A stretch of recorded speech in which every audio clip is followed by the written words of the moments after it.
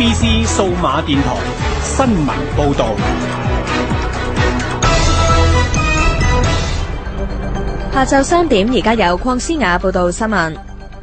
九龍聖德肋撒醫院2名59歲病人上星期一接受白內障手術之後，感染眼窩蜂窩組織炎，眼睛腫痛。其中1名女病人仍然留院，情況穩定。另外1名男病人前日出院，2個人喺同一時段由同一個醫生負責手術。衛生防護中心指事件唔屬於需要呈報嘅嚴重醫療事件，仍然喺度調查緊感染嘅源頭，會聯同有關嘅私家醫院調查。香港執業眼科醫生會會長周伯展表示，有關炎症喺香港非常罕見，可能同手術前打麻醉針有關。佢話發炎嘅起因係位於眼球以外喺眼眶附近嘅眼窩軟組織有傷口，患者可以服用抗生素消炎。聖德肋撒醫院暫時冇回應。喺哥倫比亞站嘅單車世界盃場地賽爭先賽，贏得金牌嘅本港車手李慧詩朝早返港。李慧詩表示，今次勝出心理質素好重要，能夠擊敗英國對手華利舒同詹姆斯，首次奪得冠軍。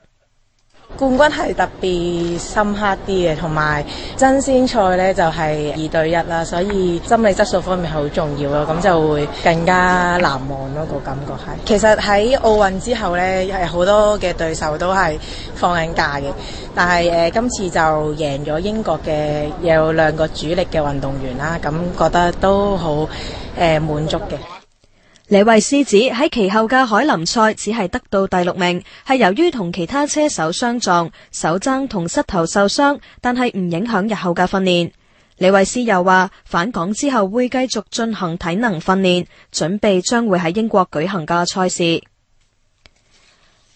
國家測繪地理信息局表示，隨住透過手機同平板電腦使用網上地圖日益普及，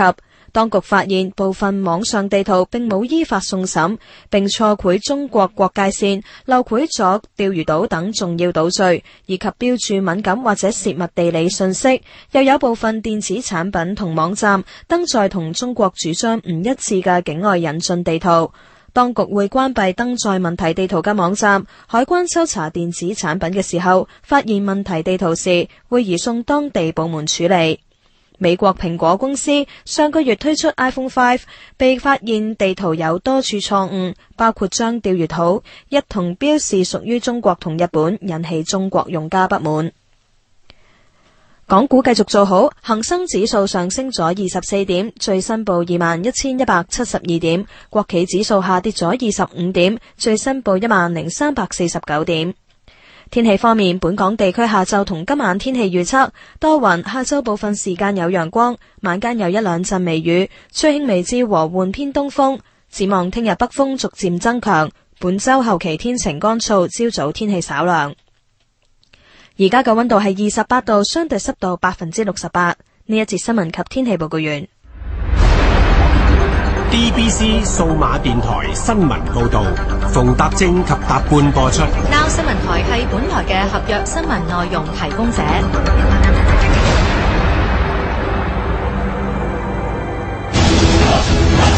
風波再現，還聲於民。DBC 一台數碼大聲台。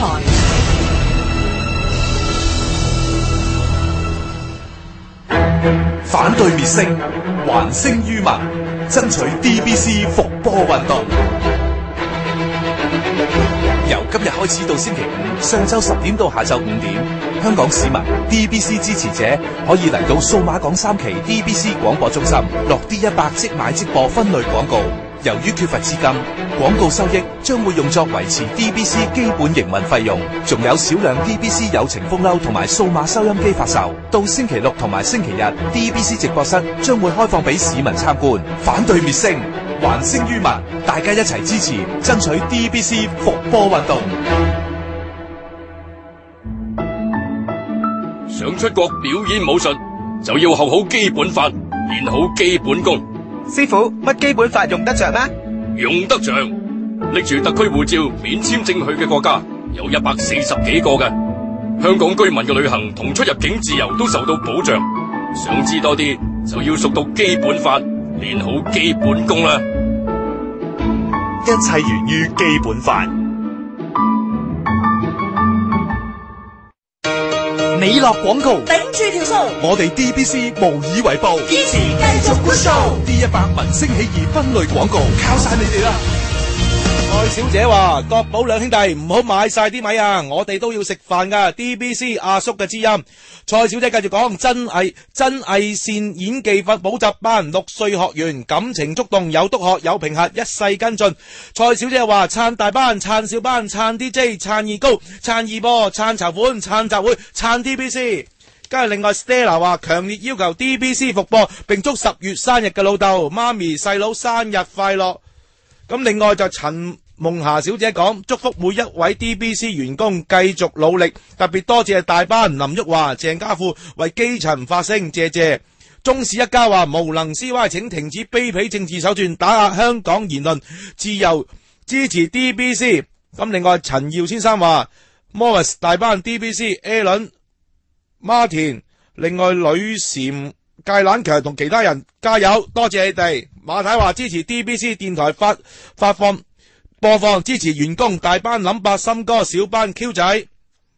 另外就係阿張 SK 張啊，就100%支持 DBC。另外 Polly 話大班 Q 爺海琪村長，多謝你們，星期五正總見啦。梁寶欣、梁寶如話支持大班，支持 DBC 所有員工，還聲於民啊。四眼網話撐大班。另外 Kevin 話撐二播主持，撐 DBC， 撐二播及義工等 DBC 復播。本節目只反映節目主持及個別參與節目人士嘅個人意見，並不代表本台立場。政治係經濟嘅集中表現，以跨社會學科角度評論政治經濟，觀點獨特，只此一家。Q 仔勵則訓，政治經濟學。Q 仔又嚟啦，係啊，各位聽眾喺政治經濟學嘅時候咧，即係坦白講啦，即係做咗咁多次嘅政治經濟學咧，我未試過好似今日嘅心情咁，即係有啲沉重。點解咧？因為最主要咧就係嗱，雖然我哋今朝早咧其實就開個會，即係準備個行動咁，但係即係晏晝咁都聽到啲消息咧，主要就係第一。就係其實已經收到信啦，即係果然咧一如所料啊！因為今日咧，如果大家有聽呢個風波咧茶杯咧，朝頭早大班即係所謂爆料啊，就根據呢個《東周刊》即係今日今期裏邊有篇特稿啊，即係佢有個專欄叫做正官莊啊，即係寫一啲政治八卦。係啊，咁啊執筆嘅諸葛亮，咁應該都係呢啲東周嘅高層人士啊，咁啊大班估啊就係黎廷耀，咁啊黎廷耀我識佢，即係中學嗰陣時已經識嘅，搞學運嗰陣時候，咁啊當然即係黎廷耀嘅即係個人嘅即係轉變啊發展都係其實都係一個歷史嚟嘅，咁啊今日費事講佢啦，咁但係睇呢件即係睇呢個似乎一啲料就真係即係透露一啲官方嘅信息嘅，即係點樣會處理呢個 DBC 咧？咁基本上咧，佢就話咧，即係當然前面就係一啲即係嘲諷嘅筆調啦，即係話大班啲一哭二餓啊，即係三上吊就冇用噶啦。即係你知我哋都停過幾次啊，即係由初即係倒數呢個100小時，又再捱多，即係唔係由初話停再捱多9日，就倒數100小時，到最後咧就而家有呢個義薄雲天7日情，咁佢都認為就全部都當係即係好似做戲咁嘅製造悲情啦。咁實際上咧，佢話官方就已經作咗個評估啊。個評估就係咩咧？佢話呢單風波就唔會發大嘅，因為上一次對反國教嘅行動掉以輕心咧，所以結果咧到幾萬人上街先至要大鑊。咁啊而家要謹慎對付。咁你以目前嚟講咧，其實你睇得到咧，即係政府你唔好話佢冇策略㗎。嗱，如果你有官方嚟講咧，蘇錦樑就一路嗰個態度由最初認為商業糾紛，到後來打分幾多之後咧，即係提供啲證據，咁佢改口就呢個係股東之間嘅爭拗。咁啊到而家真係股東爭拗咧，去到咧就係即係被逼一個停播，要搞到要二播啦。咁佢又認為咧，即係仲未收到封信啦。咁收到封信之後咧，咁而家咧其實琴晚開始有啲行動啊，就係呢個通訊即係局咧，就認為我哋其實已經係違反咗呢個廣播嘅條例，因為點解咧？根據發牌條件咧，其實呢個DBC 正式啟播之後咧，9月20號咧就應該要7條頻道啦，都要24小時廣播。咁何況我哋由上個禮拜10月10號開始到而家已經停播咗幾日啦嘛，到琴日禮拜1先至開始復播，亦都係主要係得一個台復播啊。當然我哋第4、5、6台都有啲零星嘅節目，但係嚴格嚟講咧就唔係真係全面廣播啊嘛，即係1、2台就合併埋一個台嚟播啊嘛。加上亦都唔係24小時啊，即係由7點至到呢個夜晚11點。你知唔知？琴日星期一開始嘅時候，我6點幾醒，開咗個收音機，然習慣6點半聽新聞啦。就算未有新聞之前呢，都會有啲音樂噶嘛，係咪？但係完全冇音樂啊嘛，我幾驚，死啦！唔知係咪公司唔夠同事啦？直情啲冇啲技術嘅基層嘅員工幫手，可能開唔到咪啦。咁啊，但係去到7點突然間噥一聲爆出，咁先至終於都係做到呢個義薄晴天7日晴。咁而家佢認為咧，其實透露啲消息嘅。即係話基本上咧個上策咧就係堅拒介入，即係政府去到而家都唔肯介入嘅。第二咧就係即係交翻俾隻電台股東自己傾掂數，咁啊亦都唔會因為某台咧違法咧即係而收翻個牌。咁我相信佢唔會主動收個牌，但係用個咩方法咧就由呢個股東咧申請電台清盤嗱。所以我今日晏晝咧一收到呢封律師信咧就知道咧佢就開始咧其實部署緊呢件事啊。咁當然即係理論上咧而家嚟講咧。即係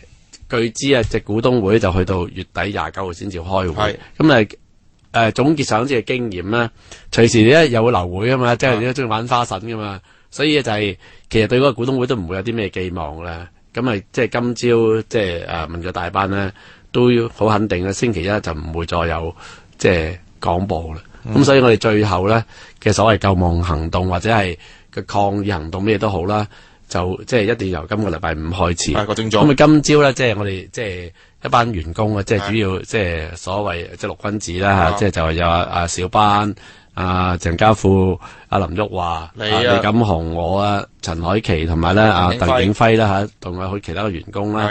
咁就係即係決定咧，我哋會即係成個大聯盟嗱，因為事到如今咧，就其實唔係淨係 DBC 即係自己員工嘅問題，我哋會覺得咧呢件事作為一個社會運動咧，最大嘅基礎就係點解會講話反對滅聲還聲於民咧？就第一刻通常咧冇咗 DBC，的確係滅咗聲。咁呢個滅咗聲嘅就係令到咧，即係廣大熱愛即係呢個數碼廣播 DBC 嘅聽眾咧，就剝奪咗。即係佢聽即係各類型節目嘅機會，因為嗰個亦都係個公共服務嚟㗎嘛。咁所以變咗最大基礎，其實呢件事係全民嘅事嚟嘅。咁所以我哋嗰個行動將會亦都係即係籌咗一個大聯盟。咁啊初步會我諗星期4我哋會舉行一個記者招待會㗎啦。咁啊而家當然係聯絡各方嘅人士咧。其實由於呢個時間嘅倉促咧。即係如果要揾呢啲團體去參與咧，就相對比較難嘅啦。因為即係固然有啲人咧就會係用個團體即係要通過開會有決定啦，咁咪作為一個推搪嘅藉口啦。又或者事實上亦都係咁樣，即係你好難叫佢一個人代表整個組織嘅嘛。雖然佢有頭有面都會係即係人都知道代表個組織。咁但係始終咧，我諗每一個組織都有佢自己嗰個機制啊，咁亦都可能即係強人於難嘅，咁所以變咗咧就係希望咧用呢個即係個人嘅名義啊，即係各界，即係由呢個傳媒到呢個新聞界，到呢個學界，到呢一個政界，到呢個社運界，即係文化界，即係各界咧都揾一啲希望揾到啲個人嘅代表咧，出嚟以一個大聯盟嘅方式裏邊咧，就撐我哋，即係撐我哋咁呢個行動咧，所謂反對滅聲還聲於民。爭取 DBC 復播呢個運動咧，就由今個禮拜5點鐘咧，就喺呢一個政總面前，即係政府總部咧，就開始啟動。咁我哋嗰個構思啊，大家知道呢個7日前嘅節目咧，就而家每朝早由7日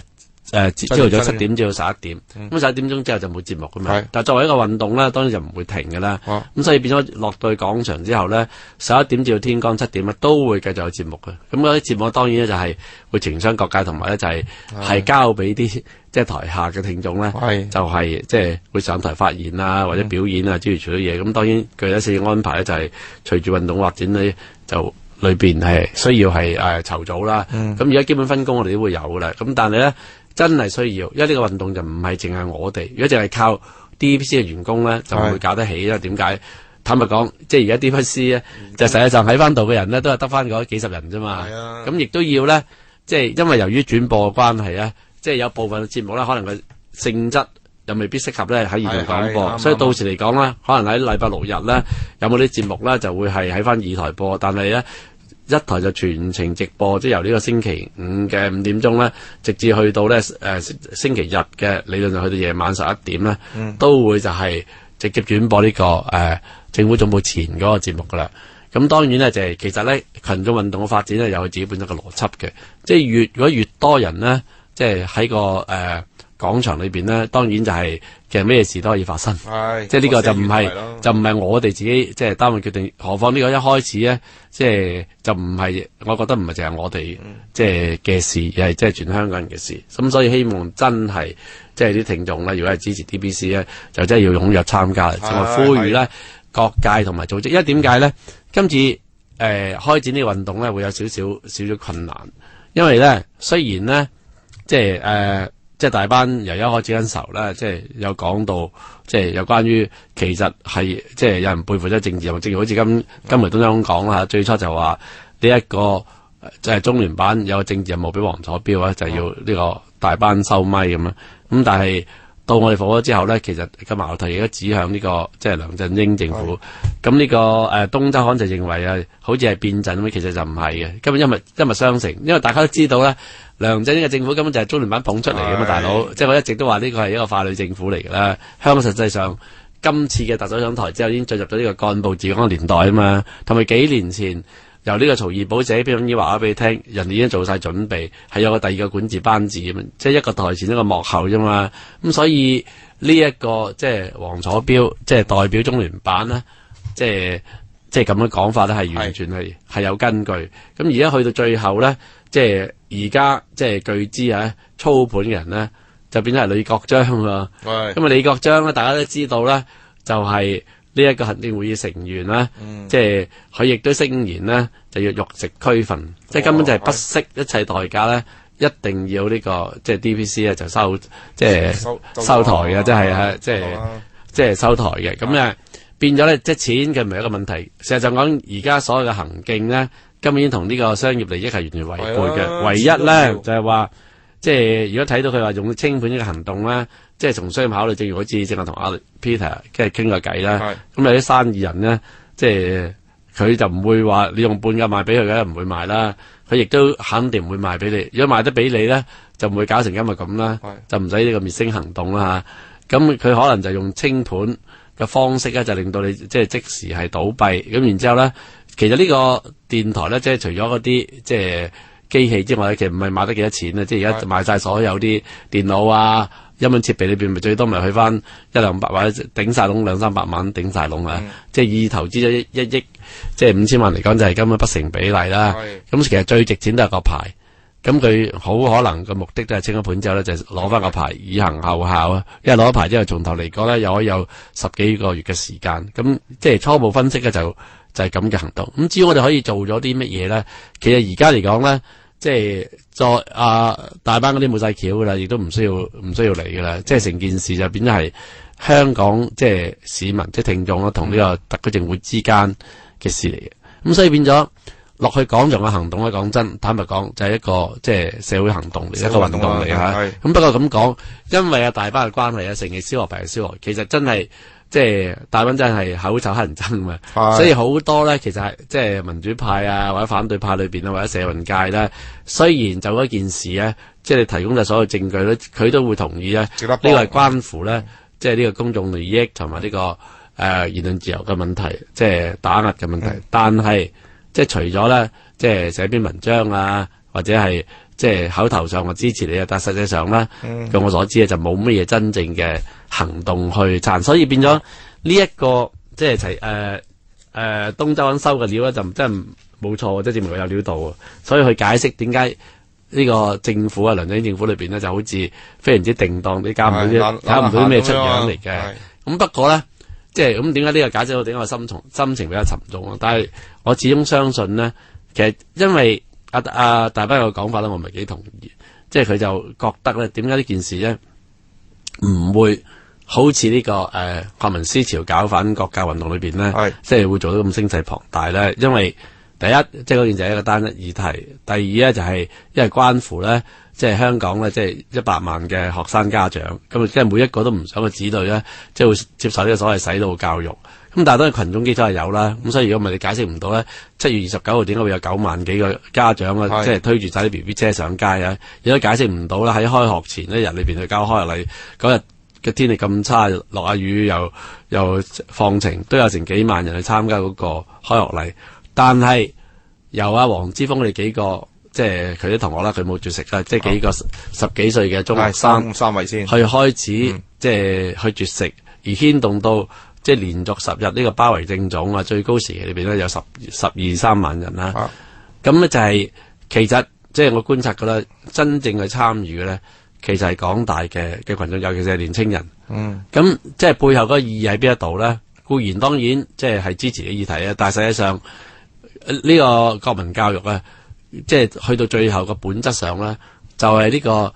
打壓思想自由嘅問題嚟啫嘛。所謂洗腦就係打壓思想自由啦，即係希望即係而家你班香港人改變唔到噶啦，但係期之以數十年，由而家即係僆仔開始，幼稚園、小學開始，即係期之以10年、20年，咁去改變下一代，即係做好呢個教育工作，就為將來啊，如果有選舉的話，即係共產黨就一定贏硬啦，將大家變成好似大陸裏邊國教之日培育出嚟嘅青少年啫嘛，即係所有個即係呢個國民教育嘅行動背後嘅目的係咁，咁所以有腦分析嘅人個個都知道咩事，即係表面上就係反對呢個洗腦教育，但實際上咧就知道呢個係香港人抗拒即係被赤化或者係中國化，所謂中國化啦，即係當然即係而家即係呢個左派或者嗰啲即係親中嘅團體裏邊咧批評，尤其是阿林夢熊咧，即係批評即係你班人喺度即係淨係笠埋搞港獨啊、獨港啊，就因為你搞去赤化或者去中國化，但係其實對香港嚟講，為咗維持一國兩制，特別係香港呢個制度嘅獨特性咧。呢個去赤化或者去中國化係大有必要嘅，而且呢個亦都先至係真正即係國家嘅利益嚟嘅。因為點解大家可以想像，如果唔係因為香港有獨特嘅地方，即係對中國嚟講係可以長期打算充分利用，咁根本就冇必要實行一國兩制政策啦，啱唔啱先？應該一回歸嘅時候就係跟足大陸嘅制度得啦，使乜搞咁多嘢啫？正正係因為即係中國係要保留香港一個特殊嘅形態，有別於內地，睇無論從實際嘅利益或者係到對國家利益嚟講，都應該係咁樣。所以我成日都強調咧，應該講一國兩制，應該係調轉講係兩制一國，先有兩制先有一國。即係如果唔係因為有兩制，就根本唔需要實行一國兩制，就唔有一國兩制嘅存在。咁所以呢啲咁嘅所謂笠呢啲所有即係拒絕將香港即係無論喺個教育方面，喺文化方面，喺傳媒方面，喺個土地使用方面嘅中國化咧，係絕對係冇問題嘅，而且係一致嘅。所以我相信我哋呢個運動即係支持爭取 DBC 即係復播，其實背後嗰個意識形態咧，基本上就係同一樣。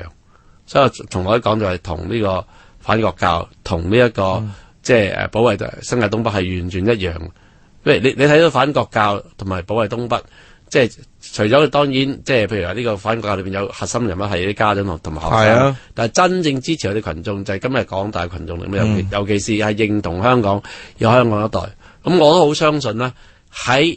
DBC 呢個問題之上，其實亦都係同一類。咁而家嘅唯一嘅條件咧，咁相對於呢個國民教育嚟講咧，即係比較即係冇咁有利嘅地方，就第一就係因為咧，始終學生咧。係單純啲、純潔啲，同埋咧由學生開始發動絕食，係感動咗好多人。咁啊，牽呢個運動啦。第二，即係我相信咧，就係由我哋呢個運動開始咧，即係早期所有嗰啲即係搞運動嘅人咧，即係積極參與嘅，應該唔會好多。即係口頭上咧就好多人會支持，但實際上咧應該就唔會好多。所以真係好靠我哋自己同埋真係咧靠邊啲人，因為唔係淨係政治激迫嘅問題啊。因為始終咧，即係我點解成日大班，即係呢個大班咧，就因為大班嘅形象同埋啲人對佢始終覺得，即係可能佢即係背後有另外一啲即係影響力啊、勢力啊，例如好似。即係關鍵咗裏邊所謂唐營啊之類，仲係到而家都仲係講緊嘅係嘛？都係因為你係即係落錯注啊，所以咪即係咁啊！佢唔知道而家去到今日，即係呢個大班已經唔係當日嘅大班，已經真係落難大，即係大班。但係我亦都相信咧，就係話，即係其實今次嘅運動咧，即係如果係即係有足夠嘅宣傳，係令到好多人都知道咧。應該大家知道過去大班做呢個風波嘅茶杯嘅時候，喺呢個商台咧，其實真係幫過好多唔同嘅弱勢社群啦。咁我哋希望咧，呢個運動其實咧係要 call 翻嘅所有人出嚟，所以變咗咧喺個組織過程裏邊咧，我就好強調咧，即係唔需要一定要用個組織做單位，因為點解咧？個人化。由於而家嘅時間太過短啦，用咗做單位咧就比較難啲。但係用個人做單位係完全冇問題。咁我哋都相信咧，即係用個人做單位咧，其實嗰啲人較更容易決定，因為完全係每一個人自己本身嘅存在同埋道德嘅抉擇啫嘛。咁嗰個亦都再冇一個所謂推搪嘅理由，即係就係你認唔認同呢件事。當然咧，逢係搞親運動咧，都冇得勉強嘅，因為同埋一個運動嘅成功，正如喺網上裏邊都有朋友 post 喺度啦，係要講個信念啊，因為有一班核心嘅人義無反顧信呢樣嘢豁出去，即係好相信自己做嘅嘢係正確嘅，即係用你個即係實際嘅行動行為裏邊咧，係去感動個大眾。咁所以我希望咧就係呢幾日時間裏邊咧，我哋除咗不斷喺幕後裏邊咧就去呢個串聯啦，即係唔同嘅朋友啦嚇，主要以個人做單位啦，即係同時咧亦都係希望咧聽眾咧，你都係。其實一樣嘅，即係大家都用一個個人嘅身份裏邊咧，希望喺星期五點鐘之後咧，就喺政府總部一齊出嚟走出嚟咯。咁呢個咧，其實某個意義上咧都係好重要意義。雖然我哋唔知道將來咁樣會點，即係不過我可以肯定咧，星期一咧就唔會再有呢個聲音嘅啦，即係 DBC 係啦。咁即係呢個運動係我哋最後嘅努力嚟。如果得唔得都係喺呢個運動啦。即係如果唔出嚟就冇噶啦。冇辦法啦，只可能認命啦，係嘛？或者呢個係亦都係努力啦，我哋抉擇啦，係咪先？所以變咗，即係講真，正正喺呢一刻裏邊咧，即係個人嘅心情咧，其實比較忐忑嘅。即係呢個我都未試過，即係呢幾日我真係好即係接問。係你正能量嗰啲正能量喺邊度啊？我仲有正能量咁，但係即係人始終係人咪梗係有啲即係。點啊？人總有軟弱嘅時候。唔係呢幾日就真係耶穌得。你讀呢個聖經咧，耶穌咧，即係都有軟弱嘅時候。咁耶穌都要幾十日去曠野，40日曠野呼聲呢個受，即係咁嘅。即係冇一個人係鐵人嚟嘅呢個世界。我明白。係冇一個人鐵人嚟嘅，即係只可能盡力而為啦，係咪先？咁就希望。即係廣大嘅聽眾聽到即係 Q 爺呢個，因為你凡係咧搞呢個群眾運動咧，就好多問題。正如好似正話聽到，又係關於義工隊裏邊有啲事件，咁呢件事都對我有啲影響嘅，即係覺得係又要嘥時間整要處理。唔緊要啊，唔緊要啊，再串聯啫呢個問題。即係群眾就即係要我哋你教我啊嘛，要相信群眾。咪當然我到而家嚟講，我其實都好相信群眾，我好相信香港人。咁但係最重要咧，其實因為點解咧？你知道我哋其實而家都係好孤立無援啦，即係成個即係 DBC，即係香港大部分嘅主流傳媒咧，都係歸編，係唔會冷嘲熱諷嘅。係佢唔會就冷嘲熱諷都算好嘅，點解咧？冷嘲熱諷都係講緊呢件事啊嘛。最慘就係你不聞不問啊嘛，係咪啊？即係當呢件事即係冇到，佢唔會幫你，因為點解始終係即係無論係點樣唔中意主流傳媒都好啊，即係主流傳媒正就因為主流傳媒，即係話佢對即係對呢個主流社會或主流嘅群眾咪有一定嘅影響咯，就咁講。咁當然咧，即係從搞運動嘅角度嚟講，有所謂 tipping point 咁樣，所以我要將所有有信念嘅人，所有真正支持呢個 DBC 嘅人，首先我哋當然一定要相信我哋自己做嘅嘢係正確。啱啊，言論自由。呢個真係嘅，即係唔係唯心主義，而係一個。即係喺社會科學上邊都係一個所謂自我完成嘅實現嚟噶嘛 ，self-fulfilling prophecy 嚟噶嘛，即係一定係要每一個人都相信佢自己做嘅嘢，相信個運動係可以成功嘅，咁你先肯，即係你自己首先身體力行企出嚟，咁即係用人感動人，咁先至可以啊，即係集會，即係成大即係大河大海嘅，咁先至變咗個運動，即係都出到嚟咁樣。我當然咁，但係。呢件事咧，未發生即係之前咧，即係心情係難免都忐忑嘅。呢個即係好坦白咁講啊，即係唔可以衝，即係唔可以話衝自己。我即係盲目地好似即係自我感覺良好，自我感覺良好唔可以咁，因為始終咧即係搞運動。即係總之，我哋身為員工嘅行到呢一步，我哋盡咗全力。咁聽眾如果真係希望信言論自由係香港嘅橋頭堡最緊要一樣嘢，核心價值咧，咁啊唔該，即係星期5嘅5點，你哋走出嚟，咁樣咧，呢個就唔係純 DBC 大班嘅問題，真係一個言論自由嘅問題。如果你真係信呢樣嘢嘅，大家有呢個信念嘅，就唔好怕，即係國家治理門前雪，睇下點啦。即係我永遠信嗰個嘢就他朝君體也相同，所以就希望啲朋友咧，真係嚟緊呢個禮拜五嗱5點，你可以晏啲嚟，但係一定要嚟，就要撐呢個活動咯。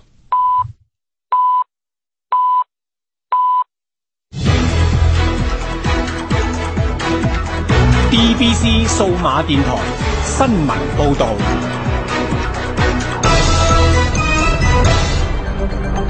下晝3點半，而家由鄺思雅報道新聞。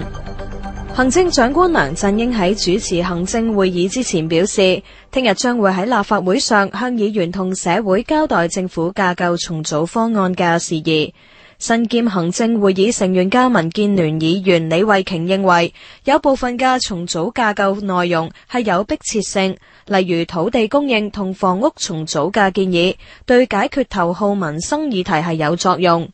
另外，業界普遍支持設立科技及通訊局，佢認為將一啲較少爭議性嘅項目分拆提上立法會係可取嘅做法。至於副司長方面，當時嘅職能係包括制定人口政策，但係從市民角度，係唔係有副司長，政府都需要調動資源。如果有爭議性，稍後可以討論係唔係需要有新設嘅職位負責。民建聯立法會議員葉國謙將會喺星期5嘅財委會會議提出修訂會議程序，限制議員喺審議每項財政撥款嘅時候，只係能夠提出一項動議。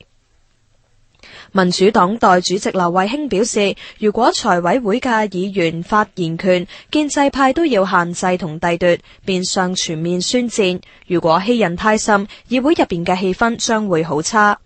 對於人民力量表示唔排除會發起拉布阻止，劉慧卿回應話，議員嘅做法由佢哋自行決定，佢希望以和平、理性、非暴力、非粗口嘅方式爭取，希望星期5嘅會議預留多啲時間討論。民建聯主席譚耀宗指出，拉布嘅行為影響其他嘅撥款申請，至於係唔係需要多啲時間開會，佢認為修訂並唔係好複雜，相信新議員都會理解，希望星期5能夠作出決定。譚耀宗又認為，立法會大會嘅議事規則亦都應該修改，防止拉布。港股繼續上升，恒生指數上升咗24點，最新報21,173點；國企指數下跌咗38點，最新報10,337點。天氣方面，本港地區下晝同今晚天氣預測多雲，下晝部分時間有陽光，晚間有一兩陣微雨，吹輕微至和緩偏東風。展望聽日北風逐漸增強，本周後期天晴乾燥，朝早天氣稍涼。而家嘅溫度係29度，相對濕度64%。呢一節新聞及天氣報告完。DBC 數碼電台新聞報道，馮達正及達半播出。Now 新聞台係本台嘅合約新聞內容提供者。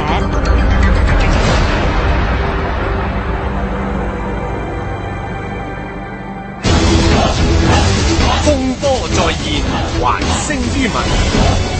DBC 一台數碼大聲台。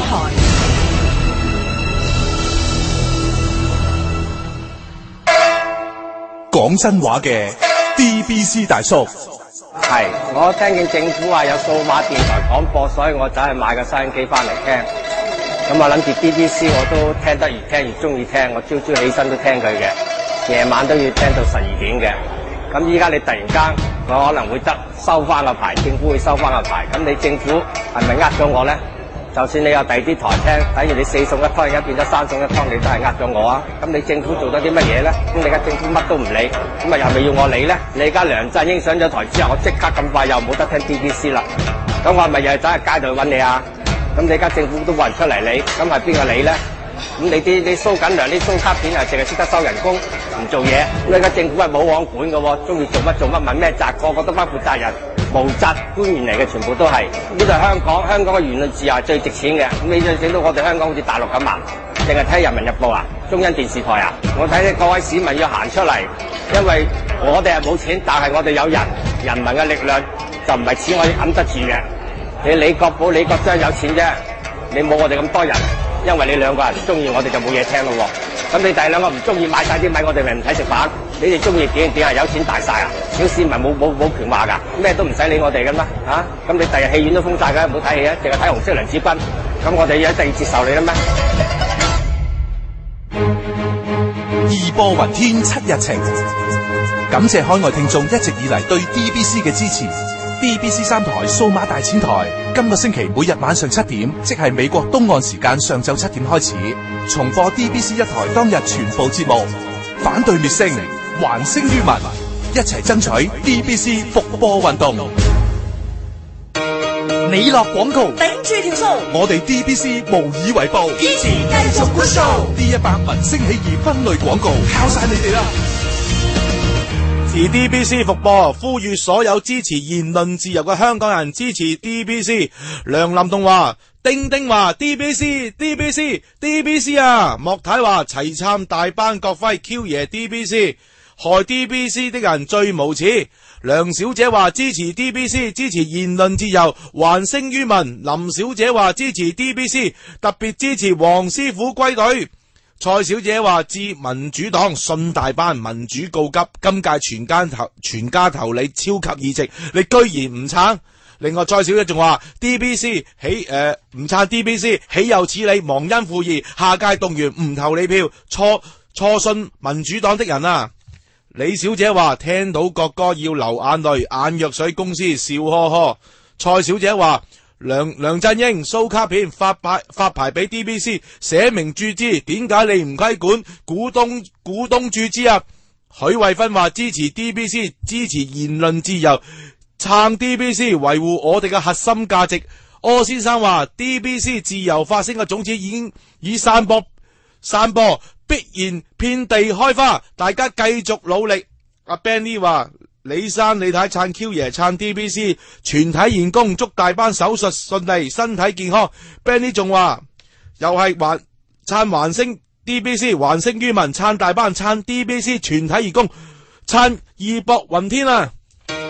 你落廣告，頂住條數，我哋 DBC 無以為報，堅持繼續 good show。D100 民聲起義分類廣告，靠晒你哋啦！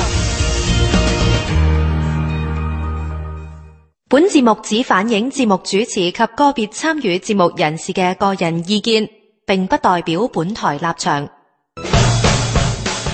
佢嘅言論與別不同，佢嘅觀點獨樹一幟。政治經濟社會問題無所不知，無所不談。Q 爺黎則奮，政治經濟學為民請命，正經有理。翻嚟啦 Q 爺。唉，嗰阿叔嚟，即係講得幾好啊！即係在義每多屠狗輩，錢我哋就冇啦，就得個人。有人咯，係有人啦。咁即係而家其實呢個 DBC 最後嘅希望咧，就喺人嗰度咯。幾多人民度？係一定要係夠人多咧，先至有個即係出路啊！即係如果得個小貓3、4隻，咁啊只會即係不但止，即係俾呢個當權派會恥笑你啊！恥笑都係其次咧。但係你會令到你即係非常之沮喪，就覺得原來咧香港人咧都係即係去到緊要關頭裏邊咧，都係會退縮咯，都係會退縮咯。咁咪如果係咁的話，就的確係好悲哀。第日我哋睇中央台就唔好話問點解啦。即係今日你冇行出嚟，咪他日你咪知道。即係我感到心噏啊，就係呢個地方，有時覺得好難，即係好難講，唯有盡力而為啦，係咪先啦？Q 爺信啦，信你。即係唯有盡力而為啦。咁正能量。即係講翻呢啲即係正經嘅事。其實講真，即係每日睇呢個新聞咧，我覺得香港即係啊，上咗講就因為正話同阿鄧小宇做節目咧，有好大感觸嘅。點解？即係感觸由啱啱同阿小宇做節目開始。咩感觸咧？我識咗小宇咧。就係好耐嘅，咁但係講真，即係其實我哋咧就係不打不相識。係你即係當年嚟講年少氣盛嘅，即係我係激進派嚟噶嘛，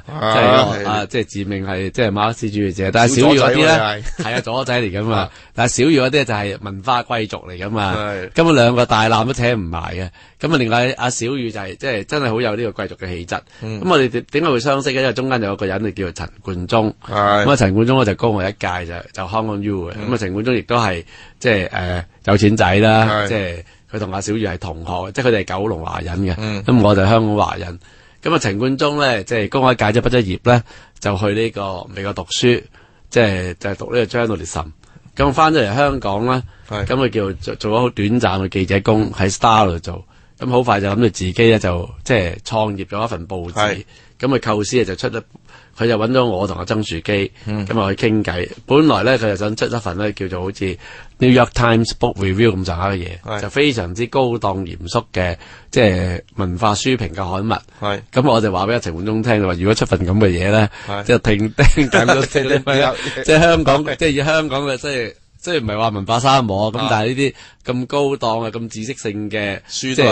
即係刊物咧，銷量都係。嗱，你知道喺70年代咧，就好中意搞刊物噶嘛，即係我自己都搞過無數份啦，即係好多份其實都係做咗幾期咧就會夭折，即係嗰種嘅，即係個大客，即係大話不下，即係搞個10份8份呢啲咁嘅刊物。咁所以到最後咧，阿陳冠中係接受咗個意見，咁佢就會搞一份咧，即係其實將文化時事即係。好多嘢咧，即係混合埋一齊，即係一份叫做號外。咁啊，好多人咧，而家新嘅一輩咧，特別80後咧，就唔識號外，因為佢哋而家喺飛入去睇嗰份號外咧，就已經變咗係非常之資本主義化嘅商品化嘅號外。而家號外而家易咗手啦，賣咗俾呢個即係轉咗幾手啦，初即係就賣俾咗麥浚龍個老豆，然之後而家轉身就賣咗俾個大陸商人，咁啊變咗喺大陸。即係登陸咗大陸，變成一份大陸嘅高檔。大陸就改名，好似都係叫號外，佢又好似出咗份叫新視線好似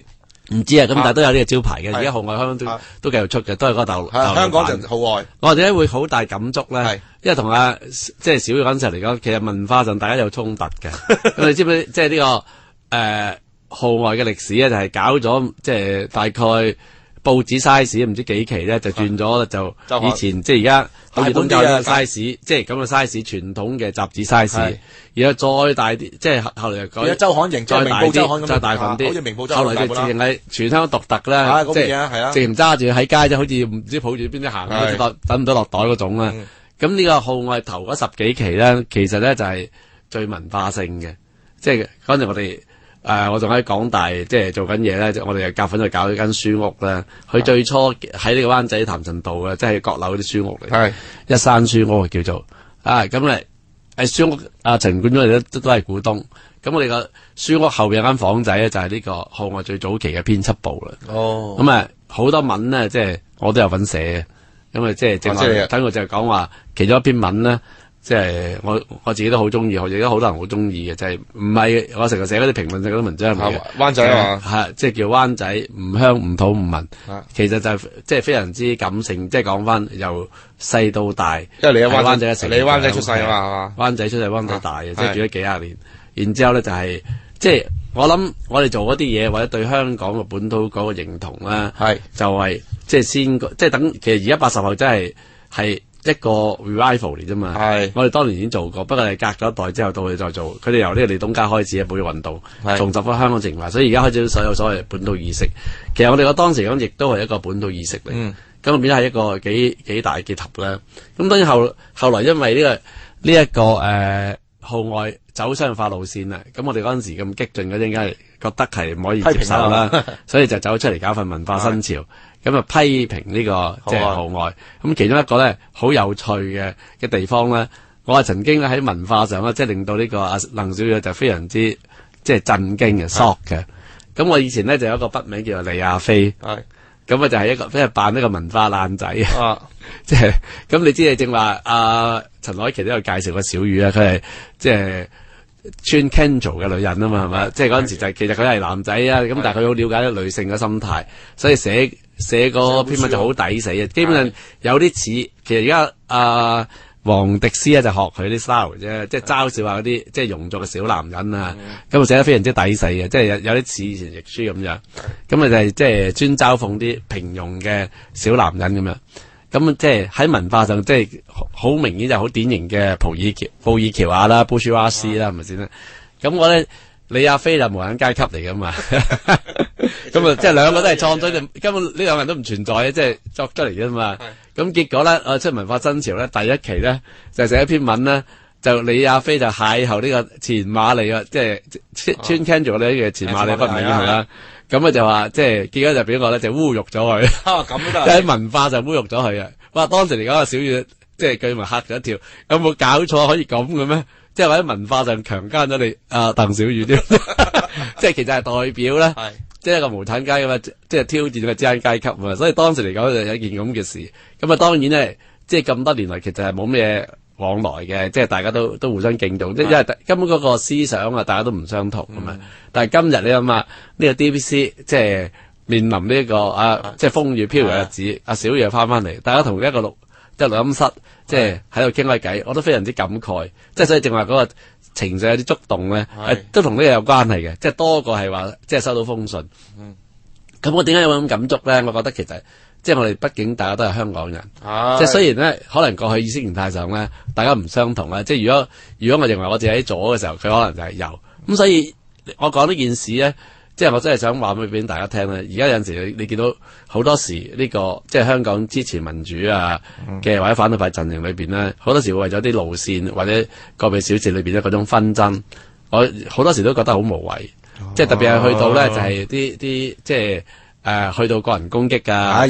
好似咧即係唔係即係我都唔好講你係事實或者唔係事實都唔重要，即係嗰種態度，即係好似一定要將人哋置之死地而後生嗰種，即係嗰種嘅態度咧，我覺得就係我唔會怪你啊，因為我曾經都試過，即係譬如我諗下，即係當年我寫一文，即係咁樣，即係衝擊啊鄧小宇啦，咁而家好多年點翻去咧，都有少少係點啊，即係咁佢都覺得係。唔係話後悔，即係覺得好似都係有少少協議啦，即係年青過咯，年青過啦。咁但係我哋嗰陣時個目的咧，反而唔係針對個人㗎，即係我唔好個人攻擊啊鄧小宇，係針對創作出嚟一個形象前馬嚟，就代表知恩階級嘅女人，我哋創造一個無產階級嘅李亞飛，即係其實一個階級鬥爭嚟嘅，即係文化上嘅階級鬥爭，所以喺文化史上都係一段即係佳話嚟。但係私下其實係冇嘢嘅，大家都，所以好多年之後咧，雖然咧。係冇見啊，大家又冇咩交往嘅，咁但係喺好多場合見翻咧，又冇完全冇芥蒂嘅，即係有好多嘢講。例如咧，我上一次見到小宇喺邊度見呢？就係李奧嚟香港嘅時候，喺呢個書展啊，唔知再上一屆嘅書展喺香港講啦。我都去啊，你我阿鄧小宇咪坐我隔離咯，咁咪又傾即係傾翻一餐係咪？所以你睇到咧。其實我話點解個感喺邊度咧？就係畢竟大家都是香港人。其實而家嚟講咧，即係我覺得譬如好似呢個 DBC， 又或者係呢個國民教育，又或者係新界東北，即係我諗都有。如果真係認同香港而有香港嘅人咧，都有一種好強烈嘅感覺。即係你覺得好似有啲嘢，即係我哋曾經珍惜過，曾經有過，係香港最即係寶貴嘅嘢。其實唔係淨係嗰啲核心價值，所謂即係我覺得順序發展就自由、法治、人權，即係民主啦。就算係文化上，即係香港曾經一個非常之活躍嘅時候咁因為要聽佢講過，翻嚟先再講啦。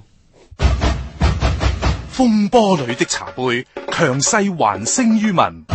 兩位嘉賓分別李德石同埋杜耀明，其實係好沮喪嘅。ATV 咁多年來蝕咗50億，但係咧 DBC 咧其實爭幾千萬嘅 ATV 呢個建設派，而 DBC 就係破壞派，一個好大嘅對比嚟。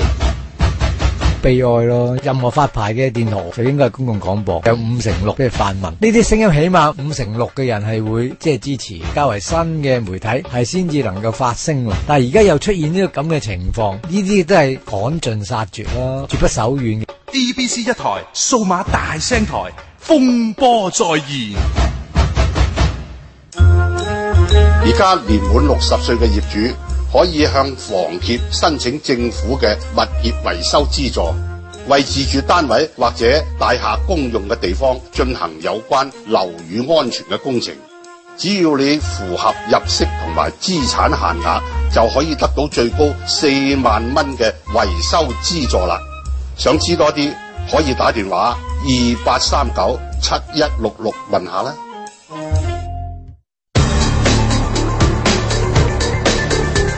政治係經濟嘅集中表現，以跨社會學科角度評論政治經濟，觀點獨特，只此一家。Q 仔黎則奮，政治經濟學。翻嚟啊，Q 仔。唔係，即係我話，即係最大嘅感觸咧，即係覺得即係大家，其實我同阿小宇都係咧，大家都係香港人，即係土生土長，而喺香港。儘管喺嗰個成長過程裏邊咧，大家走嘅路唔同。但係到今天咧，竟然係走翻埋一齊。其實我覺得有個最大嘅感觸嘅地方係乜咧？我覺得而家香港有少少係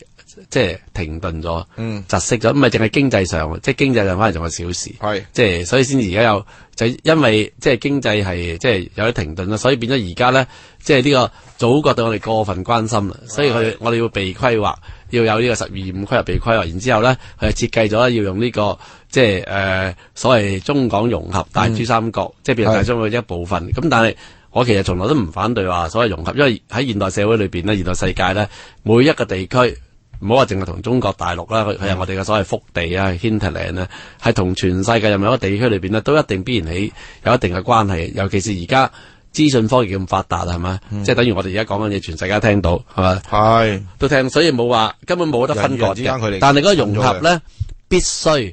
要維持香港翻本身嘅獨特性。如果唔係咧，一國兩制就玩完嘅啦，香港就變翻一個好平庸嘅中國嘅城市，係冇再存在嘅價值。咁而過去為香港打拼，即係儘管係喺殖民地即係統治時期，即係嗰100幾年，即係我哋得出嚟嗰啲成就。譬如你喺70年代點解會有號外曾經燦爛過？即係其實對香港都係一個貢獻嚟嘅嘛。好啊，但係只要你去到今天嚟講，你發覺好多方面咧都好似停晒咁啦。咁而家好似等待果陀，好似香港即係走向一個即係滅亡，或者係等死咯。即係轉型成為另一個我哋唔想見到嘅城市。咁我相信亦都係呢樣嘢係令到近年咧，即係呢個先係一個除咗經濟上咧貧富懸殊啊、有樓階級同冇樓階級之外咧，其實呢個都係香港最重要嘅深層次矛盾。但喺呢方面嚟講咧，我相信咧，即係呢個中共中央大陸人唔係好明白嘅，因為始終佢唔係香港人。但係你最痛心嘅地方裏邊咧，就有好多佢其實同我哋都一同喺香港長大啊。例如好似而家梁振英啊，因為我成日鬧佢話。佢表面就係香港人，實際上係大陸人啦。因為同埋有好多良型嘅人咧，因為佢嘅心已經唔喺香港嗰度，所以變咗你發覺佢哋做嘅嘢，佢嘅政策，又例如好似李國章、李國寶，其實佢哋都係佢哋香港嘅皇族、香港嘅世家，係咪先？即係應該對香港有一定嘅要有感情啊！但點解去到今時今日可以做一啲嘢咧？即係完全係違反咗，即係傷害香港人咯，係傷害香港，即係唔係佢同阿大班之間嘅爭拗，嗰個反而係小事嘅，即係冇人理佢之間裏邊嗰爭吵，但係佢嘅行為即係令到消滅一個香港人熱愛嘅香港人，其實係破壞緊香港一啲即係美好嘅嘢，即係令到佢本來咧由香港人都慢慢，即係你好似一隻即係蛻變緊啊！即係如果你好似好影像化戲咁咧，佢嗰隻怪獸咁慢慢變咗一個咧唔係香港人，即係越嚟越似大陸人，即係呢樣嘢係令到人哋非常之黯然。我諗亦都係好多即係仲係支持，譬如 DBC 好多香港人佢會支持呢個國民教育嘅運動，或者係反對新界即係東北嘅規劃咧，其實都係同一個心情啫嘛。咁所以變咗正係咁嘅關係，我從來都唔覺得即係呢個運動嘅即係目標淨係為咗即係 DBC 即係復播，而係令到香港撐落去嘅。其實呢個係先至最重要。咁我希望咧，即係好多人唔好係豁於門戶之見咧，即係唔係話呢個利益咁提，譬如有呢個台就可能對，唔係大是大非咯，我都覺得係啊，即係嗰個唔係最重要，係啊，即係我成日覺得係即係 DBC，即係其實唔係最重要，最重要係背後每一個運動都係最重要，都唔係嗰件事自己本身啊，即係譬如你國教唔係淨係即係爭取淨係撤回，即係表面當有一單議題可以動員群眾咧撤回一個國教科咁簡單，而係背後嗰種精神同埋。亦都係因為咁樣，你先要理解到點解即係嗰啲運動會有咁多人係即係無私地作出奉獻，同自己都冇直接關係嘅利害關係，都肯去支持咧，就係咁解啫嘛。其實即係所以我喺呢點之上咧，即係其實我淨係有感觸係一時啫，因為又見到阿小雨，又見到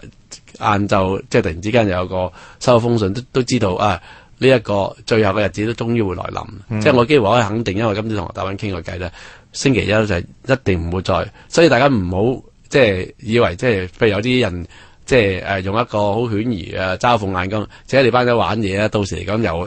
可能會唔會有復播，係冇嘅，係根本唔會有呢件事。大家哋都好清楚咧，即係我本來都好反對呢個二播晴天，即係雲天，即係七日晴啊，即係二播晴天呢個雲天七日晴嘅，就因為如果純粹係為咗延續咧嘅意義係唔大嘅。即係一定要將佢呢個變成一個公民嘅運動，因為其實呢個係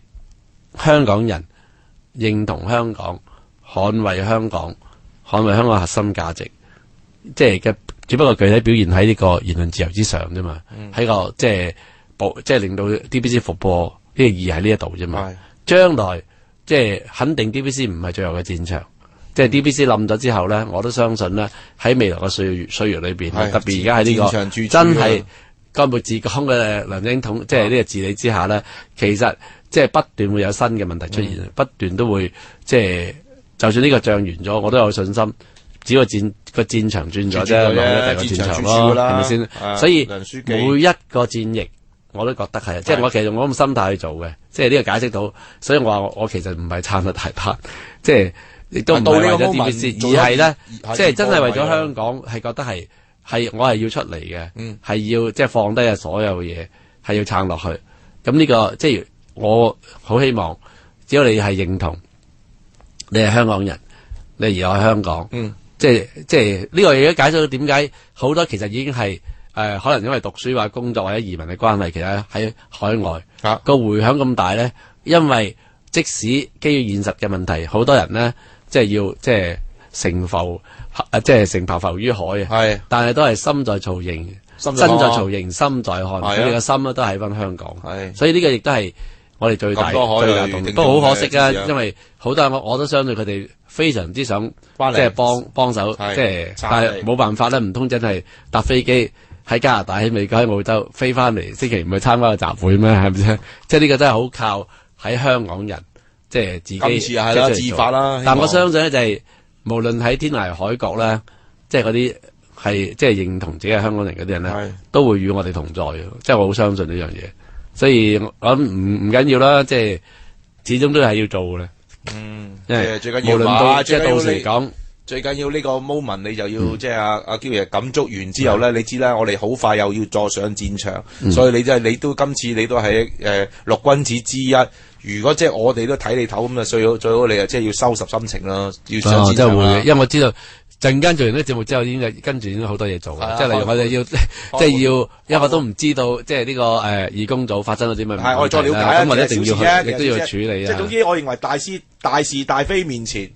即係我都希望咧，因為點解凡係群眾運動或凡係社會運動裏邊咧，因為係各種各樣嘅人走埋一齊，可能咁啊，每一個人都有佢唔同嘅性格，即係等於頭先你講嗰個道理一樣啫嘛。你一個群眾活動自然有 Q 仔，又有係小魚，係嘛？即係有人可能係一個即係本身係左派嘅，有啲人可能又一個右派嘅，但係大家都可能其實你書歸途都係為咗件事好啫嘛。所以 DBC 呢個問題就係唔係，所以我希望咧，即係譬如話參加即係支持 DBC 運動嘅義工咧，即係盡量即係正如我同佢教海員咧，即係唔好將個人嗰啲性格之間嘅衝突就放大，即係嗰啲係小事嚟嘅，其實。即係唔需要嘥，即係又唔係屈辱到好大件事，只不過一個個人嘅感受，可能即係未必係大家回頭再想，可能轉頭